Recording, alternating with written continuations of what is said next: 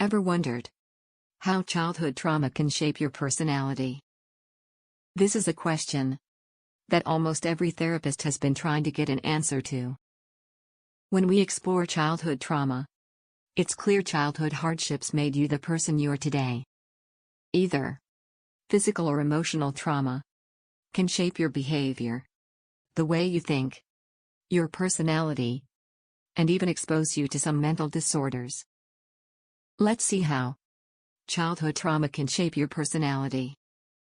Number 1. You may develop an eating disorder. In some cases, the trauma is expressed through your body. Studies have linked anorexia and binge eating to emotional trauma. Example: your parents might have focused too much on your huge or tiny body. Other than that, unhealthy eating traits appears in many trauma survivors as a mechanism to cope with their emotional experience. By constant checking of their weight, they might feel at least they can control things, and at least they own their body. This helps them evade potential trauma. However good it might feel, in the end, it only creates more problems. You may indulge in emotional eating behaviors. Number 2. You become a perfectionist. Perfectionism is not bad. But if you feel like it's holding you back and stressing all the time, then that's alarming. Perfectionism happens when parents set higher expectations without compromise. Everything should be perfect. By all means. Nothing less than top 3.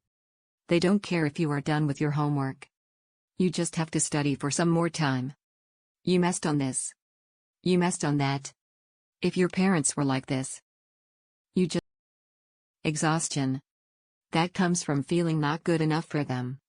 While you put up with their demands, it becomes your pattern of thinking, and in turn, it shapes your personality when you grow up. Whenever you feel like something is not perfect, you develop anxiety and can even develop depression, since you rarely get satisfied with life. Number 3. Acting childish. Do you find yourself acting too childish sometimes? Trauma can make you stuck in your childhood.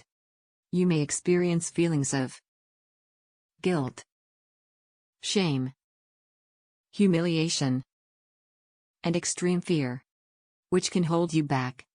Fearing to become an adult. You feel like you can't just make decisions on your own.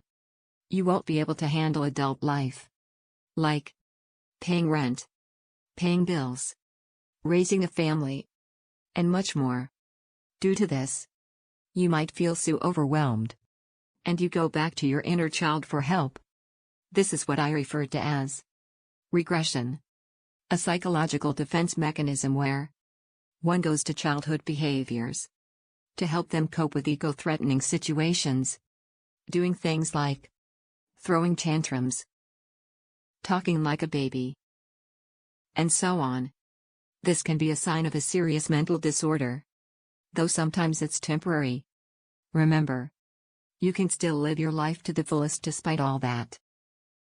Number 4. Develop insecure attachments. If attachment theory is anything to go by, as a child's, your way of thinking was shaped depending on how your parents treated you. You unconsciously learned that disapproval meant wrong and approval meant right. If your parents were loving, then you can easily trust people to take care of you and love you. You get to understand that you deserve love, and this leads to a secure attachment. But what if they neglected you, never responded to your cry and call for help, ignored you? Then you may develop a insecure attachment.